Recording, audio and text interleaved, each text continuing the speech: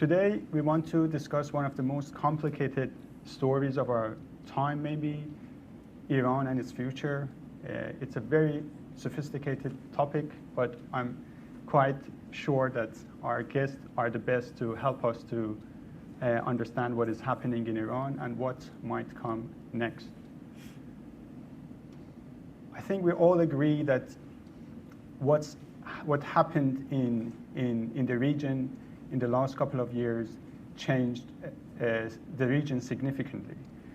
It seems that the region came out of the shadow wars, sanctions, and decades of negotiations and diplomacy, which were mostly unsuccessful. And we entered a new phase, a phase of open confrontation. I think many Iranians are now thinking, what will come next? Was that the peak of confrontation, the 12-day war, or they should be still waiting for more surprises? And we know the world in which we live is very different from, let's say, even 10 years ago. We see the rise of China as not only as an economic power, but also as a military power. We see the rise of Russia in a way that we see that its expansionist policy we see in Europe. So I guess the question is not what happens next. It also how much all these players have control on what will happen next. So to start that, I would like Mr. Abrams to start with you, and then later Mr. Ross. I want to bring the Iranian people to this panel right from the top.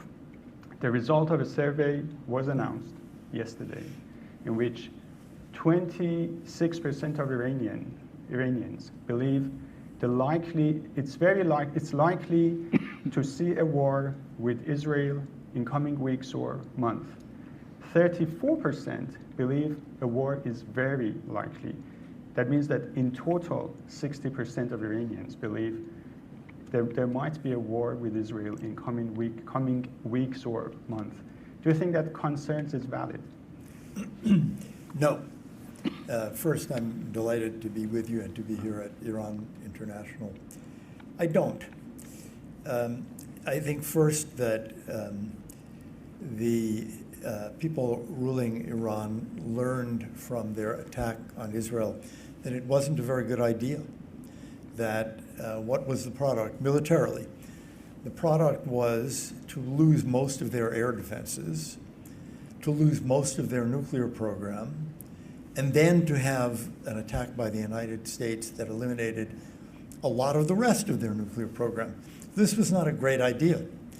And they are the ones who decided to move from the shadow war into a direct hit at Israel. I don't think they will be particularly tempted to do that because, again, lacking air defenses, they know that a great deal more damage can be done by Israel. And I don't think the Israelis are looking for it right now either. They're having gotten the hostages back from Gaza. They need to let their military rest, rebuild, rearm. It's mostly a reserve military, so people want to go home and continue with their families and their jobs. So I would be quite surprised, actually, to see war, with one exception.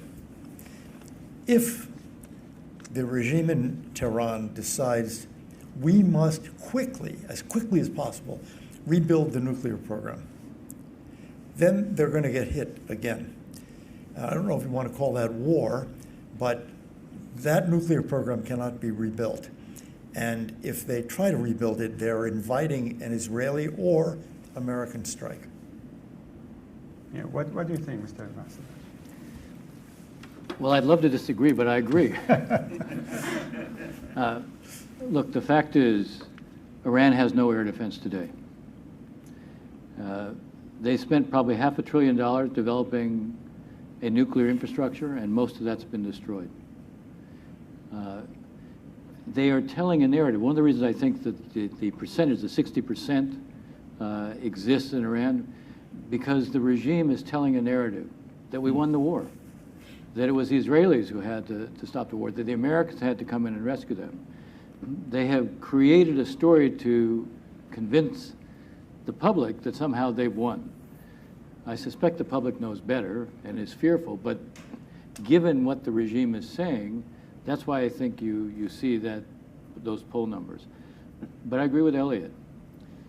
If they were to rush for a nuclear weapon right now, that would invite either an Israeli response or an American one. And I'm quite certain that the Iranian leadership knows better than that. First of all, the idea when I hear people here say they might be able to sneak out, they may be able to do it in a covert way. Having lost the top of their military, having seen the top of the Revolutionary Guard killed as well, having had 12 nuclear scientists killed, all of these people were in what they thought were secure and vulnerable locations. The Iranian leadership doesn't know what the Israelis know. Today they don't know it. And there's no way they're about to run that risk. I don't need to tell you, this is a regime that can't provide electricity even though they produce natural gas and oil. This is a regime that has incredible water shortages. This is a regime where one of the major banks just failed. It has devalued currency. It's failing on almost every measure. And the policies of the supreme leader, investing huge amounts in nuclear infrastructure, investing in a regional proxy network, most of which has now been destroyed or dramatically weakened, it doesn't make a lot of sense to throw more good money after bad. And I suspect right now where we are with the regime, talk tough, talk bravely, but recognize the reality is the last thing you need is another fight with the Israelis, and you need even less of one with the United States. Mr. Abrams, you were Iran envoy and Venezuela envoy under President Trump's administration in the first term. Do you agree with this triumphant rhetoric from Trump? It seems that he sounds like the war has ended victoriously. The way he described it, that Iran was a dark cloud over the Middle East that now has been lifted. Iran was a bully, that it can't bully anyone anymore. So is it a premature celebration, or Iran dossier has successfully ended? It's premature. It's exaggerated. It's exaggerated, meaning there is something there. He's just making too much of it. Dennis, mentioned, for example, the regional question, the proxies like Hezbollah, which are so damaged now. So when Trump, let me put it this way, if you look at the Middle East today, look at the Iranian influence in the Middle East today versus 2 years ago, 3 years ago, it's much diminished. It's a real change. And I think Trump is right to draw attention to that. It's an important change. Now, to go further and say, it's the end of conflict and peace in our... No, that goes too far. The regime is still there. Their military is still powerful. They have a dangerous ballistic missile program. So to say the problems are solved would be wrong, is wrong, and I think Trump overstates it. But the changes have been very significant. Yeah, so what is this? I can see that both of you disagree that there will be a second round of war anytime soon. And also, you believe that the celebration is premature. So what is the middle? So what the Trump administration should do as the next policy? Well, I want to add to what Elliott was saying, because there's a perspective here that needs to be kept in mind. Yes, it's an exaggeration, for sure. But something very important was done, and the most important thing that was done is Iran has lost its sense of impunity, and it had that. We had Republican and Democratic administrations alike that took very seriously the Iranian threats. If you hit us, we'll set the region on fire. And in many respects, we self-deterred because of that. Now, you made the point earlier, which is right, that it's the Iranians who basically crossed the threshold when they attacked Israel on April 1, 2024. And then they did it again in October. Now, they did that because they thought they had a kind of impunity from us. And what Trump did, following up on what the Israelis did, I mean, the Israelis made it safe for us to do it because they took out all the air defense. But what he did is he signaled, you don't have impunity any longer.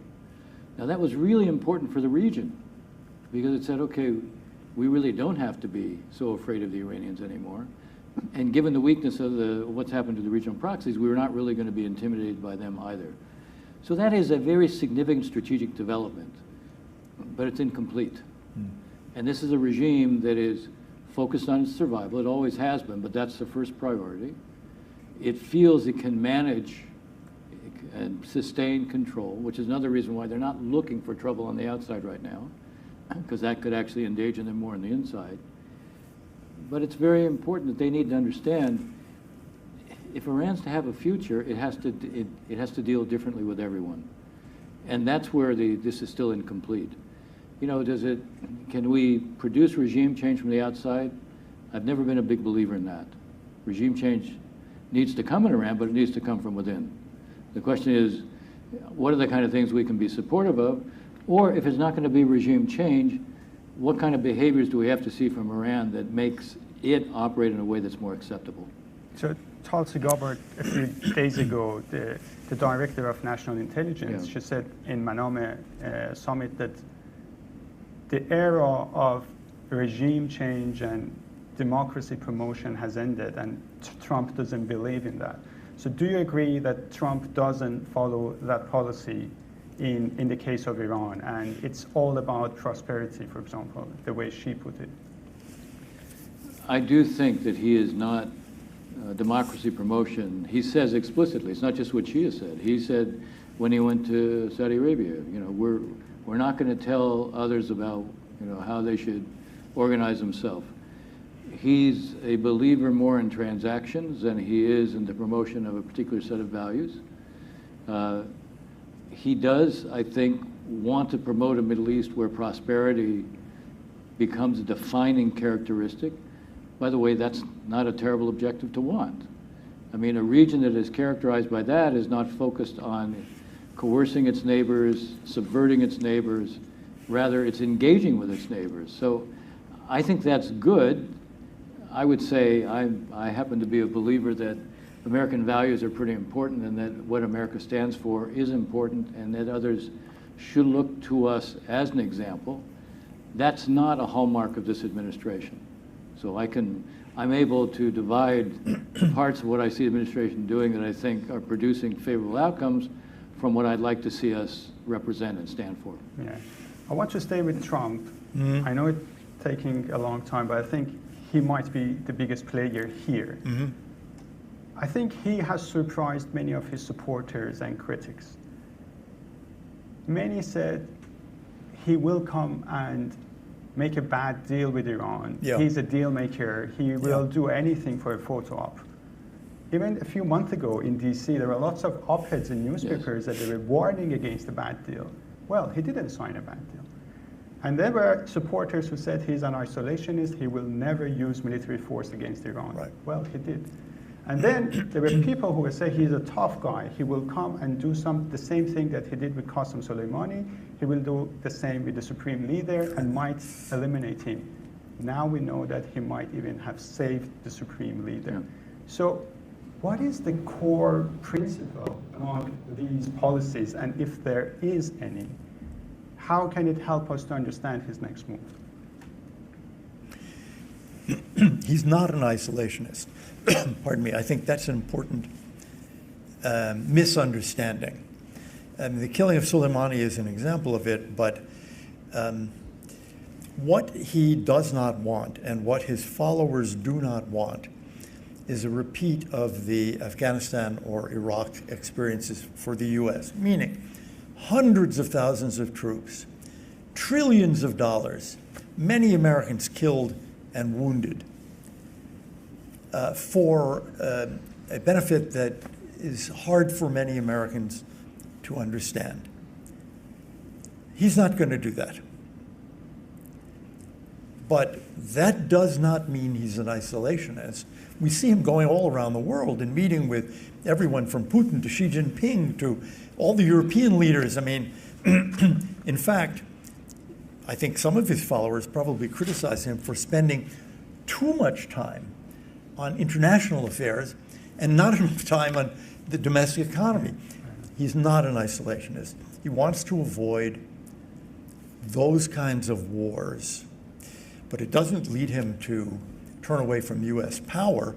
We saw it in Soleimani. We saw it with the Iranian nuclear sites. We see it now in the Caribbean. So that misunderstanding, people should simply disabuse themselves. But he doesn't want those types of wars like Iraq and Afghanistan because they failed. But it's more than failure. It's the cost. It's the cost-benefit analysis. I think for him, but for millions and millions of Americans, you look at the cost and benefit in Afghanistan, it's partly because the Taliban is back, but it's partly just Americans saying, and why do I care? It's Afghanistan. So it's complicated, but I think, to go back to your question, he's not an isolationist, he's a nationalist. He does view these things in transactional terms, but what is the purpose of the transaction? The purpose is to make America stronger, safer, richer. That's how he views each of these, which means that he downplays, as Dennis was just saying, much more than he would like or I would like, the values questions such as democracy and human rights. And he downplays much more than I think is wise, alliances. Because I think alliances are more important than he thought. He seems to be changing his tune now on NATO and speaking much more positively about NATO and about Japan and Australia than he was in his first term. So maybe he's coming around on this. But when he looks at Iran, he sees a hopelessly hostile regime. Death to America, death from 1979 to 2025, death to America. And our friends in the region, Israel, the Saudis, the Emiratis. He sees what Iranian foreign policy looks like today. And it looks like hostility. It looks like to us and to our friends. So with such a foreign policy, there can be no deals. Mr. Ambassador, you have served several U.S. administrations. You've been deeply involved in peace negotiations in the Middle East and in Europe. How do you see that Trump might be able to resolve the Iranian issue? The containment and diplomacy that you mentioned, most U.S. presidents have faced the same problem, and I think we can say that none of them could find a solution for that. How do you see the next phase of diplomacy? I mean, I think you both said that there won't be any war, but what's the chance of diplomacy? Is there any hope of any point of convergence? We know the conditions that Trump has put totally unacceptable for Iranians, and the supreme leader of Iran recently set their conditions that the U.S. should stop support of Israel and they should evacuate all their bases from the region. With those sets of conditions, is there any hope for diplomacy? Well, the short answer is, if those are real conditions, the answer is no. I mean, it's one of the things that has characterized the supreme leader, and you know this for a very long time, is that he regards negotiations with us as a threat. He doesn't see them as an opportunity, he sees them as a threat. Because even agreements raise questions about the essence, the ideology of the regime. So he's always been, even when he's gone along, even when he went along with the JCPOA, you'll see that he was still critical, still skeptical, because not to be would somehow question the construct that he has presented as to what the Islamic Republic represents. When he poses these kinds of conditions, he knows it would be the equivalent of America redefining who it is. And I agree that, by the way, that with Elliott, that President Trump is not an isolationist. but I would characterize him a little differently. He's a unilateralist. He's more favorable in what he says about alliances right now, but his instinct on alliances is that they cost us more than they provide us. And obligations bind us in ways he'd like freedom of action. He wants to be able to pursue as any course that he deems at the moment to be the right course. Would he do a deal with the Iranians? Yes, he would do a deal with the Iranians. But he's not about to surrender to the Iranians. And the Supreme Leader poses conditions that would make any kind of an agreement impossible. My own assumption was, after the 12-day war in June, there could be no early diplomacy because it would be too much of an admission of defeat on the Iranian side. It would be too much of a humiliation for the Supreme Leader. But I'm also struck by what I see, by what I wowould call maybe some of those who are more professional in the Iranian elite, who are actually raising questions about, well, gee, we spent all this money with these proxies, and what did it get us? I mean, these are questions that are going to percolate there. And for the near term, the Supreme Leader tries to manage it. But I do think, I wouldn't be shocked if we see, 6 months from now, more of an interest coming from the Iranians about looking for something with us. The problem is they need sanctions lifted. They got snapback. That doesn't serve their interests, doesn't serve their needs. So I'm not excluding the possibility, because the truth is, in the end, Trump still sees himself as a deal maker. And the less a deal is expected, the more it's attractive to him, because then he surprises everybody. Now, for that, you need a partner. And right now, he doesn't have a partner. I was just going to say, I think this is among the important points you've made. There are a lot of people in Washington who have said for years and years, we have to offer the Supreme Leader, and let's open an embassy and trade and investment and delegate. This is the last thing he wants. This is the last thing he has ever wanted, because, as you said, that's a change in the nature of the regime. Yeah. So those who offer that are going to be rejected. The last time that they lifted the sanctions in 2016, he labeled that economic infiltration. Yes, exactly. Yeah. So, but he's also, the Supreme Leader has presided over unmistakable failure. And you can present it however you want, but you can't hide it. And he can't hide it from the public, which obviously has been alienated anyway. I'm not sure he can hide it even from major parts of the elite. I don't think you see change in Iran before the Supreme Leader goes. I think he will resist any change. But I will just say this. As a general principle, authoritarian regimes are most vulnerable during periods of succession, because the rules aren't clearly established, and because there becomes a competition within the elite.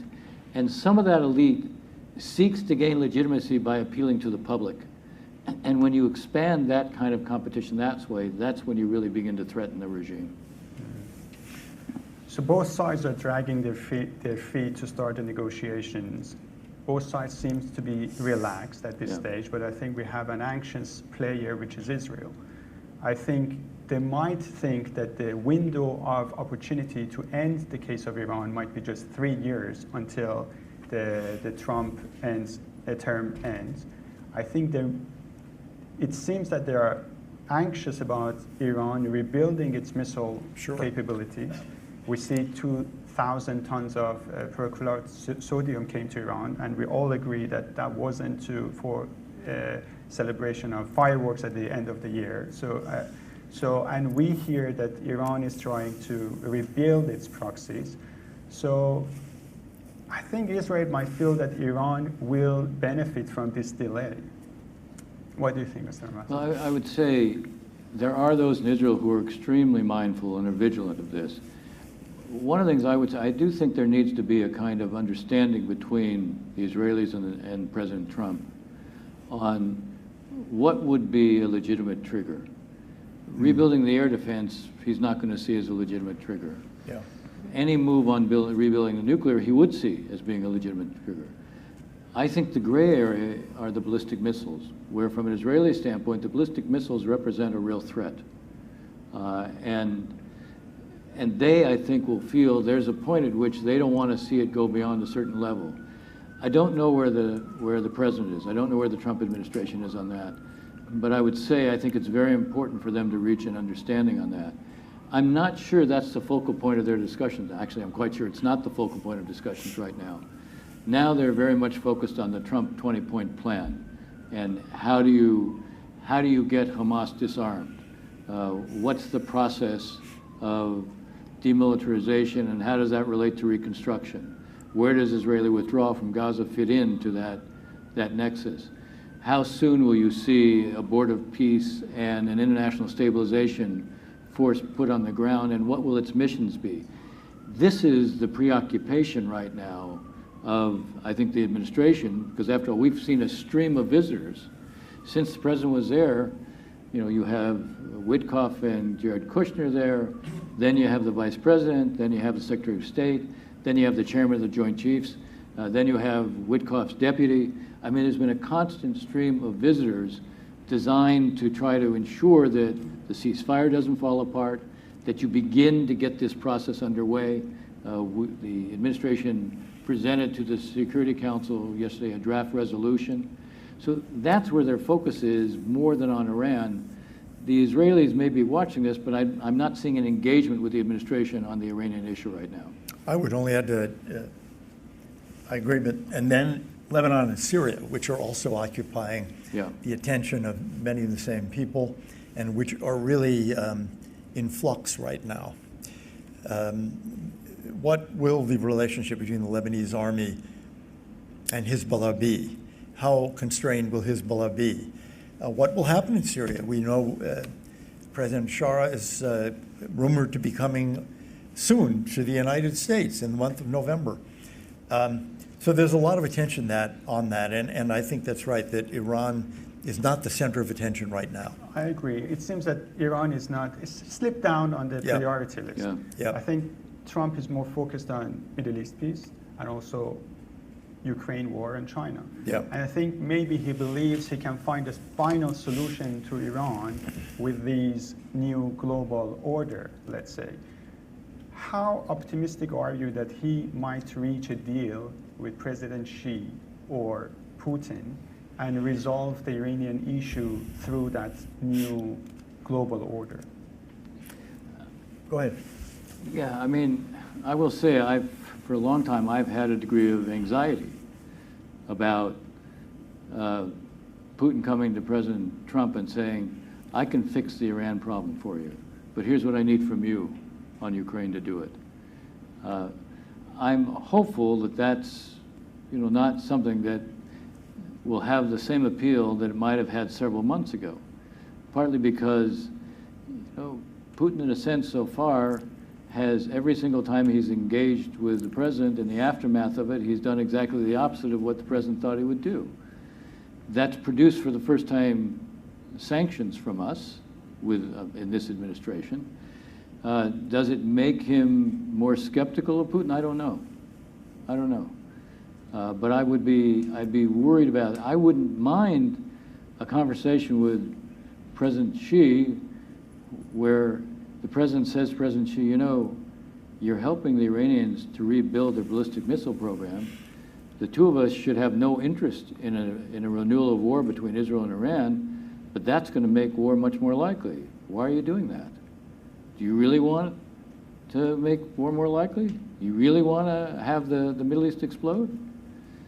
I'm not seeing that at this point, but I would like to see us do something like that. I will tell you, I had my own experience. I was sent by President Obama in the fall of 2009 to Beijing.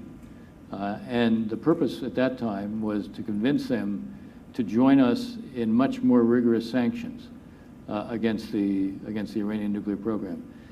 And I went and I said, you may think that the U.S. influence on Israel is such that if we tell the Israelis not to strike Iran, that they won't do it. But if you think that's the case and they see an existential threat, they will not listen to us.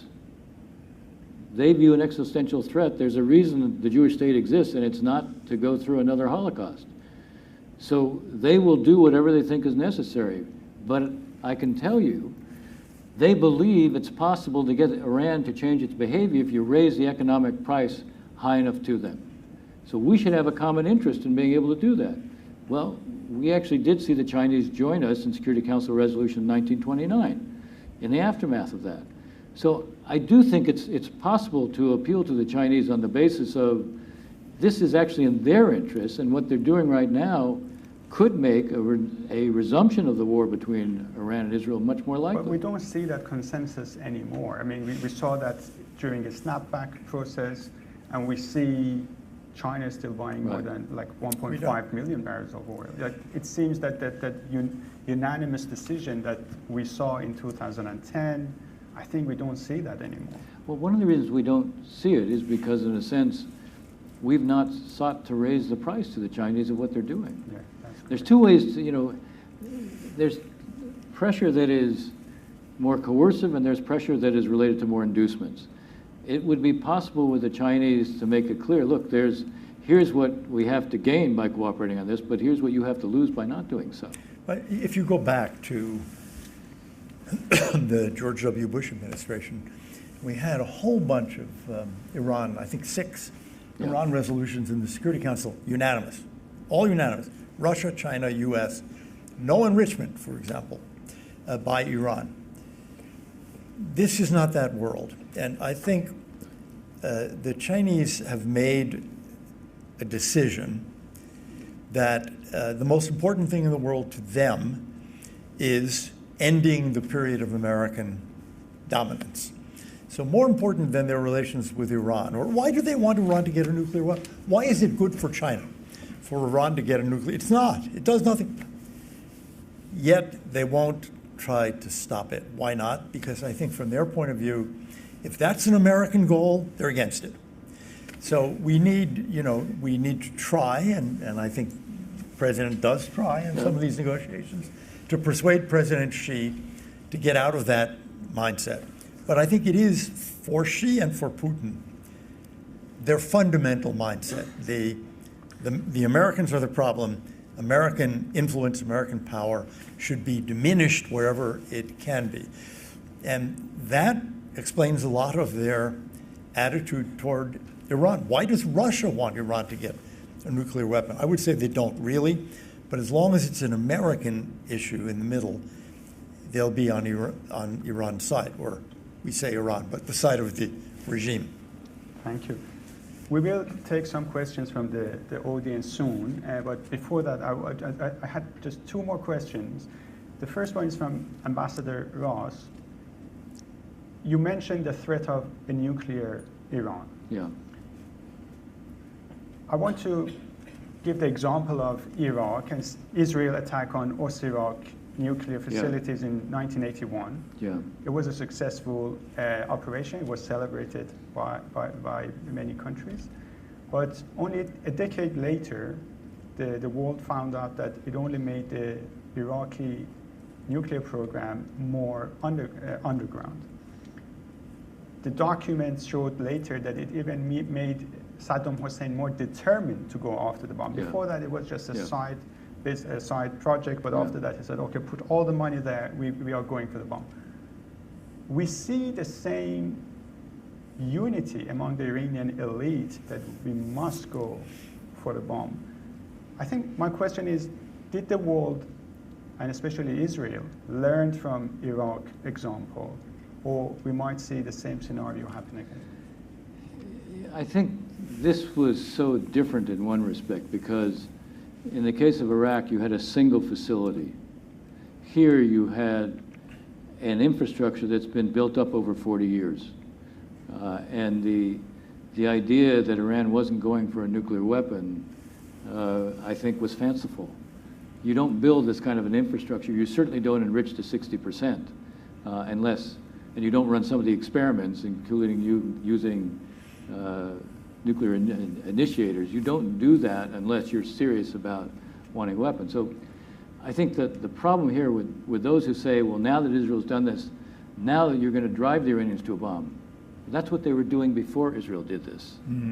So what Israel has done is set back dramatically this, and they've raised the price to them of thinking they could try to somehow do it secretly, because they can have no confidence that whatever they're doing, the Israelis don't know.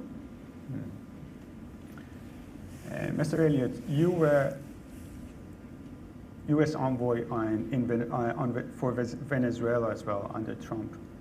I think when we talk about military intervention, regime change, it's not just about Iran, it's also about Venezuela, also recently, and I believe many in Iran closely are watching what's going to happen to Venezuela, because that can be a model that might unfold later in Iran. You said Trump is not an isolationist. Yep. How much do you think, what's the chance of Trump starting a military attack against Maduro government and even a regime change there? I think the chances that he will strike in Venezuela rather than just in international waters are very high. I think you have this amazing armada that has been assembled, including an aircraft carrier task force. I don't think the end of this will be hitting 12 or 20 little speedboats carrying narcotics. And I think there are many people in the administration who think that success here would be the fall of the regime. So they've taken a risk because the fall of the regime is not assured. But I don't think they're going to stop where they are as you and I are talking. There are plenty of relevant targets in Venezuela. Some of these narcotics boats, after all, that come from Venezuela, can be hit in port rather than in the Caribbean Sea. Airstrips that carry narcotics up through the islands to the United States can be hit. So that is my expectation for the next step. Now, will that bring down the regime? Uncertain. Thank you very much. We can take some questions from the audience. Thank you so much. It's a fantastic conversation. I have an opinion about the likelihood of the next round of war between Iran and Israel, and I would like to have your take on that. I think that after what happened to Israel on October 7, the Jewish state understands that the threat against its existence is not just from Iran's nuclear capabilities, but rather the proxies as well. What Hamas did to Israel, I think it was a wake-up call for Israel that the Iranian regime's proxies also pose an existential threat to the Jewish states. For example, right now, as we are speaking, Iran is smuggling its ballistic missiles into the Iraqi territory, which is much closer to the state of Israel than Iran. Hezbollah is rebuilding its arsenal once again, and the Yemeni Houthis are stronger than they have ever been before. And Iran is getting help from China and North Korea rebuilding their nuclear arsenal. And I have read somewhere that based on the materials that they are getting, they will be able to build around 2,000 ballistic missiles. And why they're doing that? Because they want to have a guarantor for their nuclear enrichment once again. Is Israel is going to wait until Iran or its proxies are going to knock on their door? Is Israel going to wait? Or they have learned their lesson and they're going to preemptively prevent Iran from rearming proxies and rebuilding its nuclear program? That's my question. Well, good question. Look, if you read the Israeli press right now, the Israeli press is focused very heavily on what's going on in Lebanon, specifically related to what they see as efforts by Hezbollah to rebuild. There are warnings being made that Israel may have to carry out a much more serious operation against what's going on. I see those warnings or threats as being more of an effort to get the Lebanese government to use the Lebanese army to do what they're supposed to do in terms of disarming Hezbollah. I suspect that these threats, it's not that they're unreal, but they're probably not immediate, but they're an indication that if nothing is done, at a certain point, Israel will do something that's more dramatic. Again, on the one hand, I think the Trump administration wants to succeed in Lebanon with this government carrying out the promises they made about disarming Hezbollah. So it's probably not unhelpful to the administration for the Israelis to make those threats. At a certain point, threats that aren't acted on lose their credibility. So we'll have to see. But at least because the issues become more prominent, one way or the other, something's going to happen. Either we'll see something done more by the Lebanese, or I suspect we'll see the Israelis act. Now, it's not going to be a replay of what they were doing exactly, but it means they'll hit more extensively in Lebanon than they have been hitting. Right now, if you look at Israel's behavior in the context of the ceasefire, they have very targeted, they go after specific Hezbollah operatives or sites where they see an effort to rebuild. They might do something that's a little bit more expansive than only one or two targets. Thank you so much for a fantastic talk. I have two questions. One is that in 2 weeks, Saudi Prince MBS is going to be in DC.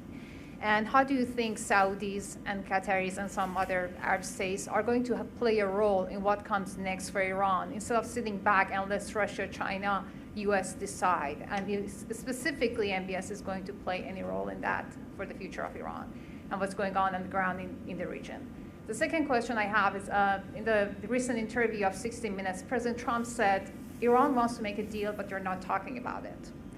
And you said any negotiation seems like a humiliation to Khamenei. So is there any possibility some in the regime, especially IRGC oligarchs, wants to do anything against Khamenei maybe? And how would that play out? Who would Trump wants to negotiate next if he decides to negotiate with anyone in the regime? Thank you.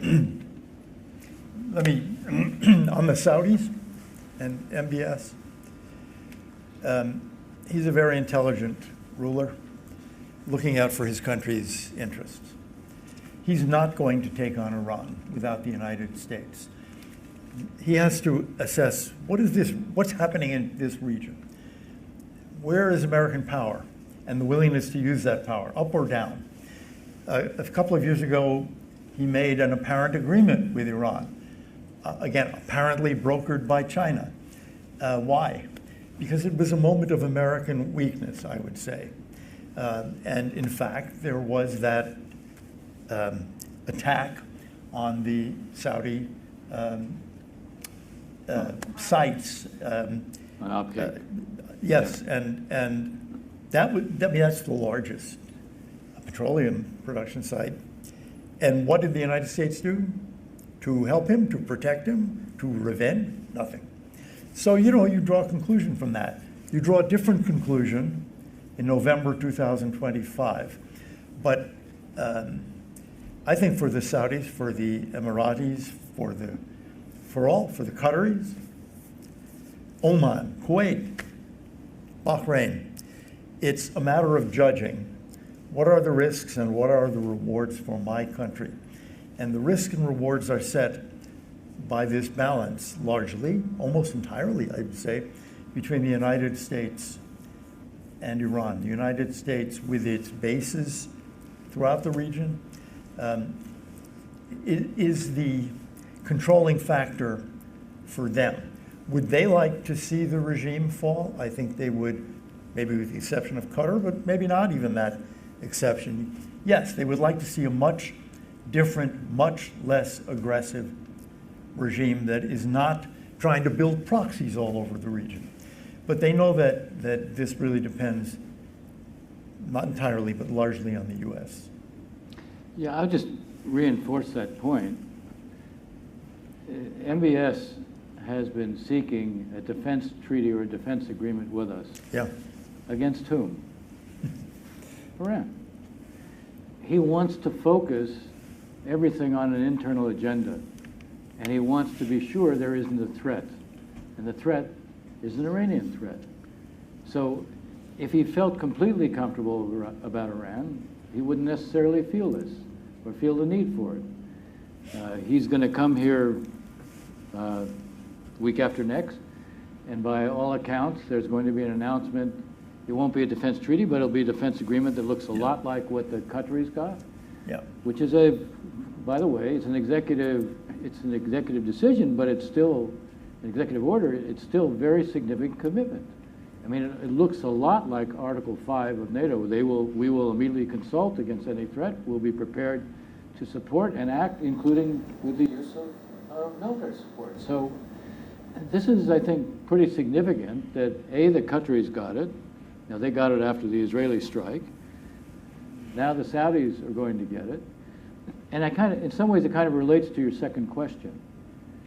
The more it becomes clear to the Iranians that there's an American umbrella, a security umbrella over these states, it raises the cost to the Iran of threatening them.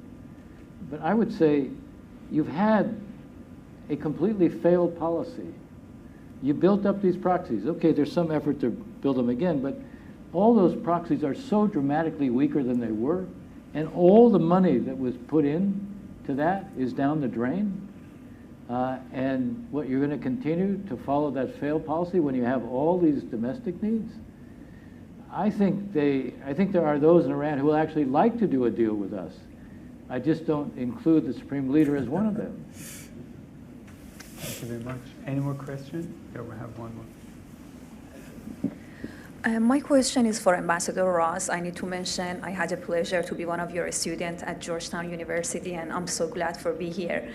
In one of your statements in 2012 in Washington Institute, you mentioned that the goal for United States, it should be to not live with a nuclear Iran, and the goal should be to prevent Iran. My question is now, 12 years later, how do you see that statement and where the U.S. is standing right now? Well, first, I'm really glad that you pay so much attention to what I've said and written over the years. Look, my attitude all along has been, you start by preventing the behaviors that you want to ensure never happen.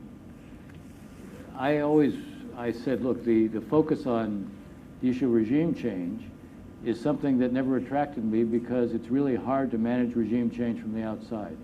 And our track record isn't very good. So when I focused then on the issue of changing their behavior or preventing them from engaging in what I see as bad behaviors, that's still where I would put the priority.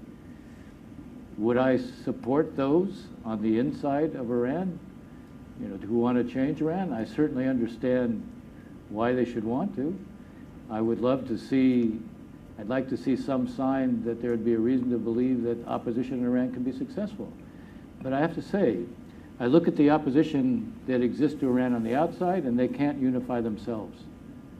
If you can't unify yourself on the outside, and it's very hard to create an opposition on the inside, for me, I'm going to keep the focus on stopping bad Iranian behaviors and trying to raise the cost to them of engaging those bad behaviors.